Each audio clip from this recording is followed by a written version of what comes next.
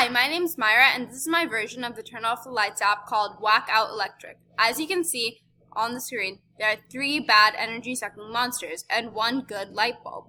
There is also a bad score and a good score. Every time the user clicks on a bad monster, the bad score will increase by 1 and a bad sound will play. Every time the user clicks on the light bulb, a good sound will play and the score will go up by 1. Now let's say you want this game to move faster. All you have to do is get a score of 10 or more for the good side, and all of a sudden, the objects will start moving every half second instead of every second.